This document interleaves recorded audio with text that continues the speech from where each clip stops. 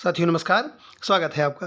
साथियों, द्विवेदी युगीन हिंदी काव्य के एक और बेहतरीन प्रैक्टिस सेट के साथ में उपस्थित हूँ। आज के प्रैक्टिस सेट में भी हमेशा की तरह 25 महत्वपूर्ण प्रश्न संकलित हैं। यह सभी प्रश्न आपकी आगामी परीक्षा की दृष्टि से बहुत ही महत्वपूर्ण हैं, बहुत ही चुनिंदा हैं। तो आवश्यकता इस बात की है कि आप सभी प्रश्नों को बहुत ध्यान से देखिए, वीडियो को पूरा देखिए। जो भी साथी चैनल पर पहली बार हैं, प्लीज़ चैनल को सब्सक्राइब ज़रूर करें। तो साथियों, चलिए जुड़ते हैं आज की चर्चा से। देखते हैं आज के प्रैक्टिस सेट का पहला महत्वपूर्ण प्रश्न। साथियों, आज के प्रैक्टिस सेट का पहला महत्वपूर्ण प्रश्न है, विख्यात जीवन व्रत हमारा लोकहित एकांत था, आत्मा अमर है देह नश्वर यह अटल सिद्धांत था। पंक्तियां किस कृति में संग्रहित हैं? में देखिए, चारों विकल्पों को देखते हैं। साकेत, भारत भारती, सिद्धराज, इनमें से कोई नहीं। तो इसमें सही उत्तर है साथियों विकल्प संख्या 2, भारत भारती। ये पंक्तियां जो है मैथिली शरण गुप्त जी की जो रचना भारत भारती है उसमें संकलित हैं। और भारत भारती का प्रकाशन वर्ष जान लीजिए कब है, 1912 ईस्वी। ठीक है, चलिए बढ़ते हैं आगे, देखते हैं अगला प्रश्न। प्रश्न संख्या 2 साथियों, राजपूती आन की कथा है, इनमें से कौन सी रचना ऐसी है जिसमें राजपूती आन की कथा वर्णित है? सिद्धराज, रंग में भंग, पंचवटी, साकेत। तो इसका सही उत्तर क्या साथियों? इसका सही उत्तर है विकल्प संख्या 2, रंग में भंग। राजपूती आन की कथा रंग में भंग काव्य में समाहित है। रंग में भंग ये जो काव्य है इसके रचयिता कौन है? मैथिली शरण गुप्त जी हैं। ठीक है, चलिए बढ़ते हैं आगे, देखते हैं अगला प्रश्न। प्रश्न संख्या 3। प्रश्न संख्या 3 बहुत अच्छा प्रश्न है, बहुत ध्यान से देखिए। साकेत की कथा का मुख्य संबंध किसके चरित्र विकास से जुड़ा है? राम और सीता, लक्ष्मण और उर्मिला, भरत और मांडवी, लक्ष्मण और सीता। तो इसमें सही उत्तर है साथियों विकल्प संख्या 2, लक्ष्मण और उर्मिला। आप अवगत हैं कि साकेत जो ये है गुप्त जी की, मुझे लगता है सर्वश्रेष्ठ रचना आप इसको कह सकते हैं, और ये महाकाव्य की श्रेणी में रखा जाता है। साकेत महाकाव्य उर्मिला के चरित्र को केंद्र में रखकर लिखा गया है, और इसमें लक्ष्मण और उर्मिला के चरित्र का विकास हुआ है। ठीक है, चलिए बढ़ते हैं आगे, देखते हैं अगला प्रश्न। प्रश्न संख्या 4 साथियों। प्रश्न संख्या 4 कह रहा है, रचना काल की दृष्टि से रचनाओं का सही अनुक्रम लगाइए। तो इसमें देखिए 4 रचनाएं दी गई हैं, साकेत, प्रियप्रवास, तुलसीदास और कृष्णायन। तो इसमें सबसे पहले हम देखते हैं कौन सी आती है। सबसे पहले है प्रियप्रवास आपका, इसका प्रकाशन वर्ष है 1914 ईस्वी। साकेत का 1931 ईस्वी, तुलसीदास का 1938 ईस्वी और कृष्णायन का 1943 ईस्वी। तो इसका सही उत्तर आएगा आपका विकल्प संख्या 2, प्रियप्रवास, साकेत, तुलसीदास और कृष्णायन। ठीक है, चलिए बढ़ते हैं आगे, देखते हैं अगला प्रश्न साथियों। प्रश्न संख्या 5। प्रश्न संख्या 5 कह रहा है, करते तुलसीदास भी कैसे मानस नाद, महावीर का यदि उन्हें मिलता नहीं प्रसाद। पंक्ति के रचनाकार हैं महावीर प्रसाद द्विवेदी, अयोध्या सिंह उपाध्याय हरिऔध, मैथिली शरण गुप्त, सियाराम शरण गुप्त। इसमें सही उत्तर है साथियों विकल्प संख्या 3, मैथिली शरण गुप्त। ठीक है, चलिए बढ़ते हैं आगे, देखते हैं अगला प्रश्न। प्रश्न संख्या 6। प्रश्न संख्या 6 कह रहा है साथियों, इनमें से कौन सा कवि द्विवेदी युग का है? अच्छा प्रश्न। प्रेम घन, राधा कृष्णदास, जसवंत सिंह, गया प्रसाद शुक्ल, स्नेही। तो इसका सही उत्तर क्या है? इसका सही उत्तर है साथियों विकल्प संख्या 4, गया प्रसाद शुक्ल, स्नेही। प्रेमघन और राधा कृष्ण दास भारतेंद्र युग के हैं, ठीक है ना। और गया प्रसाद शुक्ल स्नेही जी जो है, इसमें सही उत्तर हैं ये द्विवेदी युग के हैं। ठीक है, चलिए बढ़ते हैं आगे, देखते हैं अगला प्रश्न। प्रश्न संख्या 7। प्रश्न संख्या 7 कह रहा है, द्विवेदी युग के सर्वश्रेष्ठ प्रगीतकार माने जाते हैं? रूपनारायण पांडे, लोचन प्रसाद पांडे, मुकुटधर पांडे, इनमें से कोई नहीं। तो इसका सही उत्तर है साथियों विकल्प संख्या 3, मुकुटधर पांडे। मुकुटधर पांडे द्विवेदी युग के सर्वश्रेष्ठ प्रगीतकार माने जाते हैं। आचार्य शुक्ल इनको छायावाद का प्रवर्तक भी मानते हैं। इनकी जो 2 प्रसिद्ध रचनाएं हैं वह कानन कुसुम और पूजा फूल। कौन सी? कानन कुसुम और पूजा फूल। ठीक है, चलिए बढ़ते हैं आगे, देखते हैं अगला प्रश्न। प्रश्न संख्या 8। प्रश्न संख्या 8 है साथियों, मैथिली शरण गुप्त की प्रतिभा का विकास सर्वाधिक किस साहित्य रूप में देखने को मिलता है? नाटककार के रूप में, प्रबंधकार के रूप में, प्रगीतकार के रूप में, मुक्तकार के रूप में। तो इसका सही उत्तर है क्या साथियों? इसका सही उत्तर है विकल्प संख्या 2, प्रबंधकार के रूप में। मैथिली शरण गुप्त की प्रतिभा का विकास सर्वाधिक प्रबंधकार के रूप में हिंदी साहित्य में देखने को मिलता है। आधुनिक युग में जो प्रबंध काव्य धीरे धीरे विलोप हो रहा था, तो इसकी जो विलोपमान परंपरा का संरक्षण मैथिली शरण गुप्त ने किया। तो ऐसा माना जाता है कि मैथिली शरण गुप्त ने प्रबंध काव्यों की रचना करके जो ये प्रबंध काव्य की विलोपमान परंपरा चल रही थी, तो उसके संरक्षण का प्रयास किया। ठीक है, तो चलिए देखते हैं अगला प्रश्न, प्रश्न संख्या 9। प्रश्न संख्या 9 है साथियों, मैथिली शरण गुप्त की कौन सी रचना नायिका प्रधान नहीं है? बहुत अच्छा प्रश्न है। यशोधरा, पंचवटी, साकेत, विष्णुप्रिया। तो इसका सही उत्तर क्या है? इसका सही उत्तर है साथियों विकल्प संख्या 3, पंचवटी। विकल्प संख्या 2, पंचवटी। पंचवटी नायिका प्रधान रचना नहीं है, बाकी तीनों यशोधरा, साकेत और विष्णुप्रिया, ये तीनों नायिका प्रधान रचनाएं हैं। यशोधरा में महात्मा गौतम बुद्ध की पत्नी यशोधरा का वर्णन नायिका के रूप में मिलता है। साकेत में लक्ष्मण की पत्नी उर्मिला का वर्णन नायिका के रूप में मिलता है। विष्णुप्रिया में चैतन्य महाप्रभु की पत्नी विष्णुप्रिया का नायिका के रूप में वर्णन किया गया है। जबकि पंचवटी साथियों नायक प्रधान रचना है, और पंचवटी के नायक कौन है? लक्ष्मण हैं। ठीक है, चलिए बढ़ते हैं आगे, देखते हैं अगला प्रश्न, प्रश्न संख्या 10। प्रश्न संख्या 10 कह रहा है, साकेत का सर्वाधिक मार्मिक सर्ग है? षष्ठ, सप्तम, अष्टम, नवम। तो ये बहुत सरल प्रश्न है। प्रश्न संख्या 10 का सही उत्तर है विकल्प संख्या 4, नवम। साकेत का सर्वाधिक मार्मिक सर्ग नवम सर्ग है।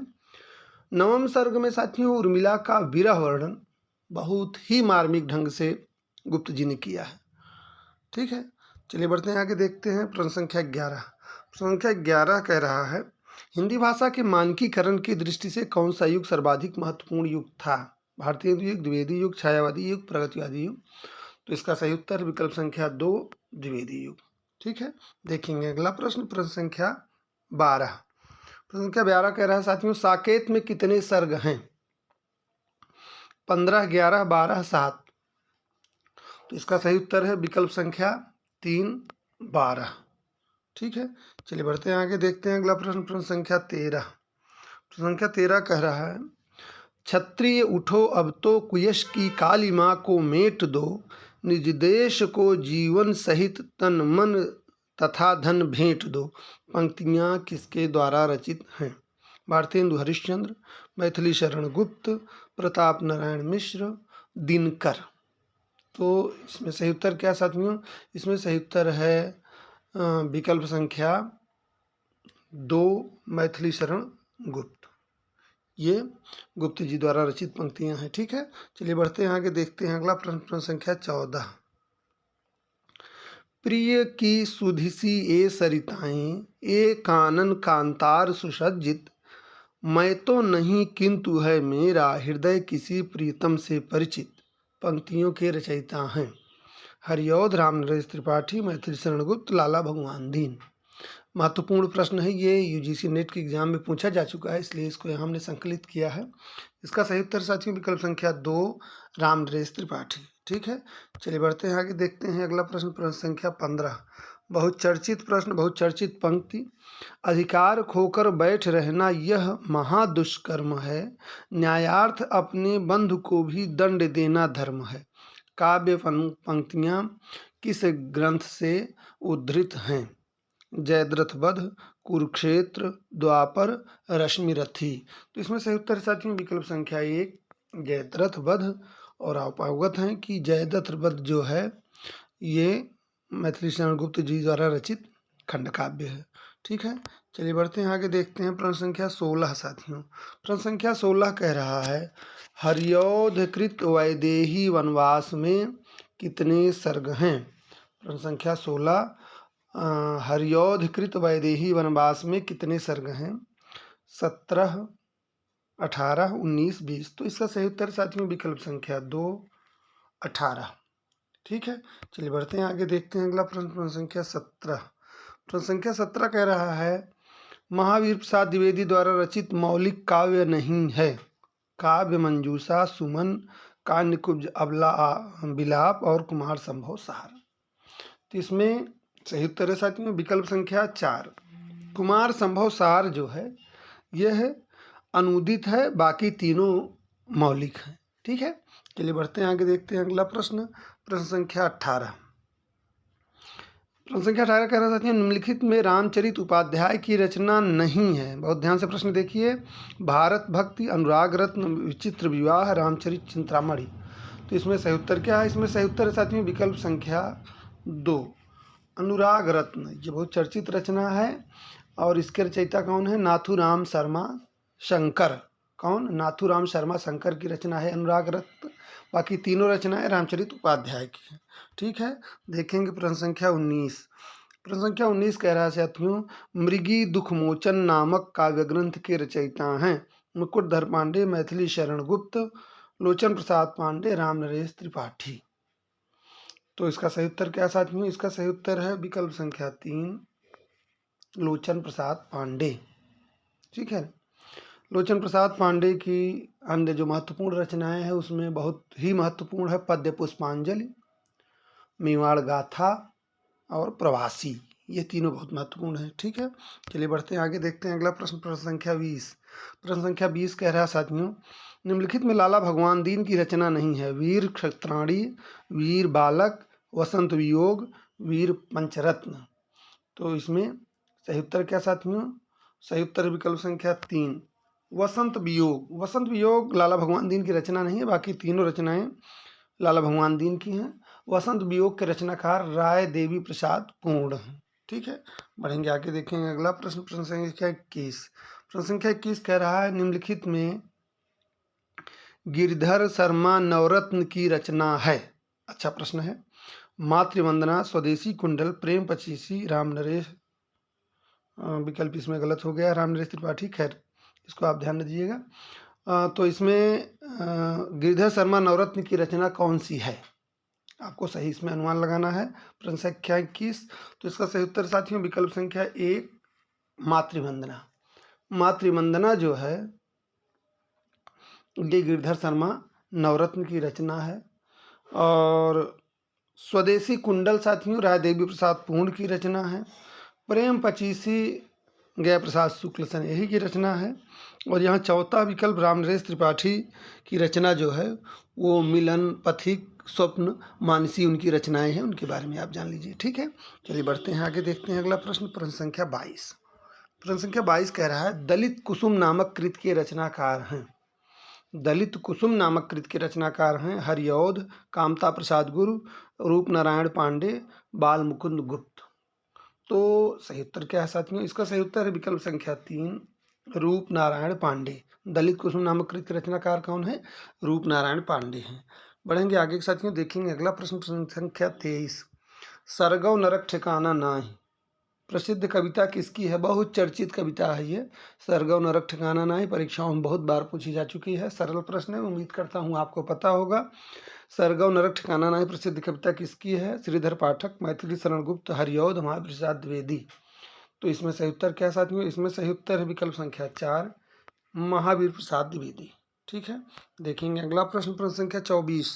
प्रश्न संख्या 24 कह रहा है माघ के शिशुपाल वध के 2 सर्गों का हिंदी माघ नाम से किसने अनुवाद किया? नाथूराम शर्मा शंकर, गिरधर शर्मा नवरत्न, महावीर प्रसाद द्विवेदी और हरिऔध जी। तो सही उत्तर इसका क्या साथियों? इसका सही उत्तर विकल्प संख्या 2, गिरधर शर्मा नवरत्न।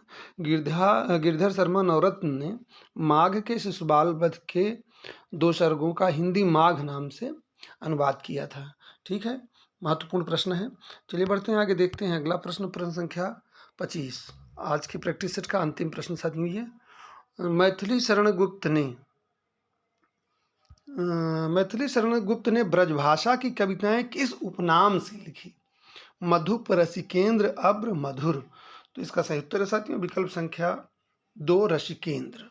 मैथिली शरण गुप्त ने ब्रजभाषा की कविताएं ऋषिकेंद्र उपनाम से लिखी थी। ठीक है, चलिए बढ़ते हैं आगे, देखते हैं। तो साथियों, ये है आपका अंतिम प्रश्न हो गया इस प्रैक्टिस सेट का। उम्मीद करता हूँ ये संकलन आपको अच्छा लगा होगा। तैयारी करते रहिए, आगे बढ़ते रहिए। जब भी परीक्षा आए तो आप परीक्षा के लिए पूरी तरह से तैयार हों, इसलिए अभ्यास करते रहिए। मेरी शुभकामनाएं आपके साथ हैं। मिलते हैं अगले वीडियो में एक और बेहतरीन प्रैक्टिस सेट के साथ। तब तक के लिए धन्यवाद, नमस्कार।